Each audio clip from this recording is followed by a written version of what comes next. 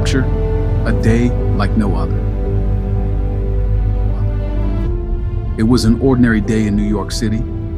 The streets bustled with morning commuters, the hum of conversation and honking horns blending into the familiar city symphony. News anchors on televisions and coffee shops spoke of ongoing conflicts, economic uncertainty, and strange weather patterns that had scientists baffled. Pastor Jaden Carter sat in his small church office, poring over his worn Bible. His fingers traced the words of 1 Thessalonians 4:16-17. For the Lord himself will descend from heaven with a shout, with the voice of the archangel, and with the trumpet of God. And the dead in Christ will rise first. Then we, who are alive and remain, shall be caught up together with them in the clouds to meet the Lord in the air. He had preached this message for years, warning his congregation that one day Jesus Christ would return to take his people home. But today, an inexplicable urgency weighed on his heart. It was as if heaven itself whispered, "The time is near." Across town, Sarah Mitchell, a single mother of two, rushed to get her children ready for school. She barely glanced at the cross hanging above her door as she muttered half-hearted prayers. She had once been a devout believer, but had grown cold over the years. At the same time, in a sleek corporate office, Mark Evans, a wealthy CEO, was finalizing a lucrative business deal. He prided himself on being a self-made man, scoffing at religion. God, he had once told a colleague, if he's real, he sure doesn't run Wall Street. But then it happened. A sound unlike anything ever heard before, louder than thunder, yet clear as a trumpet, pierced the skies. Every Christian across the world heard it in their hearts. A great light enveloped the heavens. In an instant, Pastor David felt his body changing. His office faded away, and he was lifted into the air. Around the world, millions vanished. Children, the elderly, men and women who had placed their faith in Jesus Christ. Their clothes and belongings were left behind, but they themselves were transformed in the blink of an eye. Chaos erupted. Drivers disappeared from their cars, causing pileups on highways. Airplane pilots vanished mid-flight, sending jets plummeting. Hospitals, schools, and homes were left in disarray as those who remained screamed in horror. Sarah Mitchell fell to her knees as she realized her children were gone. Sobbing, she remembered her mother's warnings. "Stay ready, Sarah. Jesus is coming." Mark Evans, sitting in his high-rise office, watched in disbelief as his assistant vanished before his eyes. He turned on the news. Every station was reporting the same thing. Mass disappearances, planes falling, global panic. Then came the fearsome realization.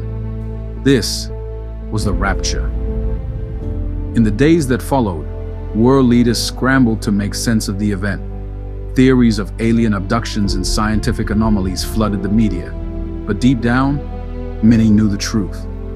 As the world descended into chaos, a powerful figure emerged, promising peace, order, and a new world system. But those who knew the Bible recognized him as the Antichrist. Sarah, along with others who had been left behind, gathered in secret, searching the scriptures, desperate for hope. They realized they had one final chance to stand for Christ during the coming Great Tribulation, though it would cost them everything. The age of grace had ended. The time of judgment had begun. And those who had vanished, they stood before the Lord, clothed in glory, singing in unison, "Worthy is the Lamb." Heaven had welcomed its own. The world below was never the same again. The end or the beginning?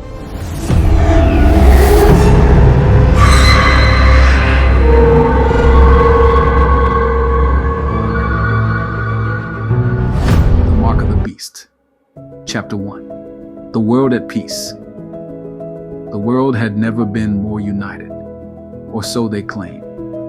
Jaden Carter sat on the edge of his apartment rooftop, staring down at the city below. New York had changed. The towering skyline gleamed with digital advertisements flashing images of the Unity Pact, the governing body that had brought order to the chaos of the past. In the streets, sleek self-driving cars hummed quietly as thousands of pedestrians moved with an eerie sense of purpose. A massive hologram flickered above the central plaza. Darius Valen, the Supreme Chancellor of the Global Unity Government, GUG, smiled down at the people like a benevolent father. "We stand at the dawn of a new era," his voice boomed, projected through every speaker in the city. "War is a relic of the past. Poverty is eradicated. Hunger is no more.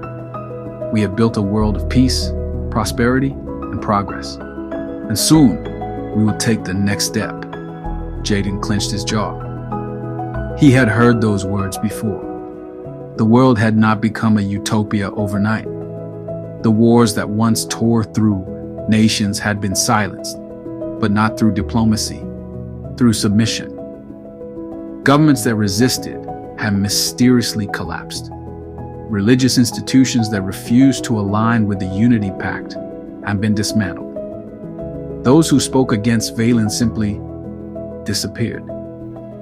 Even within his own church, there had been arguments. Some believed the Unity Pact was an answer to prayer, a chance for humanity to rebuild in peace. Others, like Jaden, felt an unease they couldn't explain. That unease turned into fear when the Mark Initiative was announced. To ensure global security and economic stability, we will soon introduce a unified identification system. Valen's voice droned on from the hologram. A single biometric mark, seamlessly integrated with your financial and medical records. No more crime, no more fraud. Just a world where you can live without worry. Jaden felt his stomach twist. No one may buy or sell unless they have the mark. The words of Revelation 13:17 echoed in his mind. His mother had warned him of this since he was a child. One day, Jaden, they will come with promises of peace, but it will be a lie. He had wanted to believe she was just being overly cautious, that those old prophecies belonged to another time. But now, watching the Mark Initiative unfold, he couldn't deny it. This was it, the beginning of the end. Chapter 2, The Decree. Jaden gripped the railing of the rooftop, his pulse pounding in his ears. Below, the streets pulsed with excitement as people cheered for Darius Valen's announcement. Many of them had already embraced the changes, believing the mark was nothing more than a modern convenience. But Jaden knew better.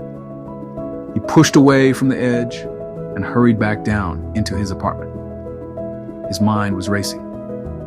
What now? He switched on the news. Every channel carried the same broadcast. A countdown timer had appeared in the corner of the screen. 6 weeks until mandatory registration. "Citizens, rejoice!" The anchorwoman smiled warmly, her voice calm and reassuring. With the upcoming Mark Initiative, access to financial services, employment, and healthcare will be seamless. No more ID cards or passwords. Just a simple, painless biometric implant. Our Supreme Chancellor has assured us that this is the future of security and prosperity. Jaden's stomach churned. 6 weeks. That was all the time they had before the world, as they knew it changed forever. A knock at the door startled him. He hesitated, then peered through the peephole. It was his brother, Aaron. Jaden exhaled and opened the door. "Hey." Aaron stepped inside, his face tense. Have you seen the news? Yeah. Aaron rubbed his temples.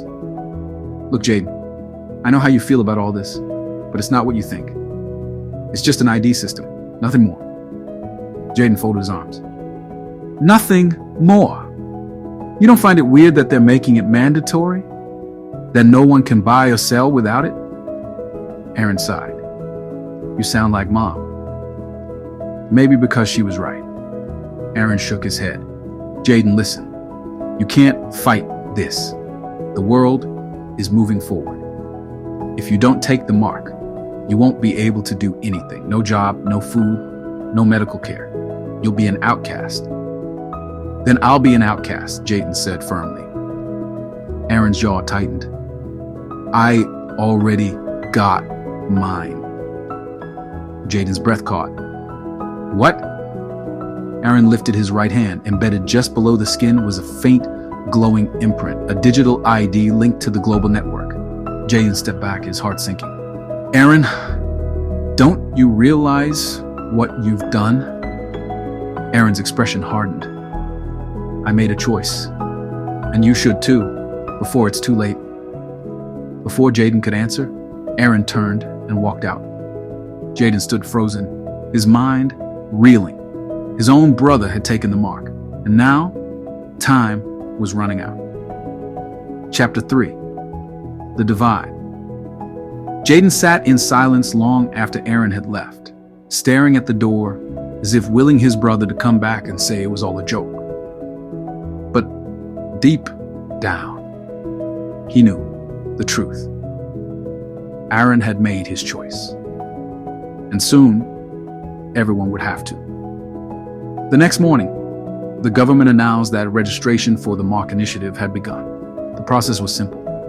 Citizens could visit designated centers to receive the biometric implant, seamlessly linking them to the global Unity network. At first, the uptake was slow, but as the days passed, the pressure mounted. Businesses started announcing that only those with the mark would be allowed to make transactions. Employers made it clear that unmarked workers would be dismissed. Hospitals refused treatment to the unmarked. Jaden watched as people, good, honest people, gave in. Even many from his own church. The debates among Christians had grown fierce. The mark isn't what we think it is, some argued. It's just technology. God wouldn't condemn us for wanting to survive. Others, including Jaden's pastor, Reverend Caleb, stood firm. Revelation warned us of this. Caleb had preached at their last underground gathering. This is not just an economic system. It is a test of loyalty, and those who take it will be pledging allegiance to the beast, whether they realize it or not. Jaden saw the fear in people's eyes as they left that night. Some would return. Others, he suspected, would not. Then came the first arrest. A well-known Christian journalist, Daniel Reed, had gone live on the air, denouncing the mark as the fulfillment of prophecy. Within minutes, his signal was cut. The next morning, he was found dead, an apparent suicide. But Jaden knew the truth. The government was no longer persuading people to take the mark. They were eliminating those who refused. That night, Jaden received a coded message from Pastor Caleb. Meet me at the safe house. We don't have much time.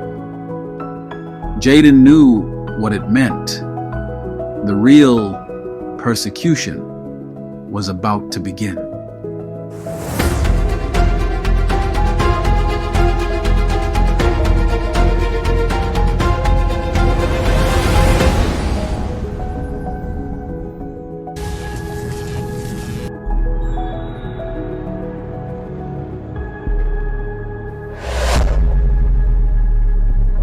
Thank you for watching. Kindly like, comment, and subscribe. Click on the notification bell so you can be alerted anytime a new video is uploaded. And please, don't forget, share and be a blessing to someone. God richly bless you. Shalom.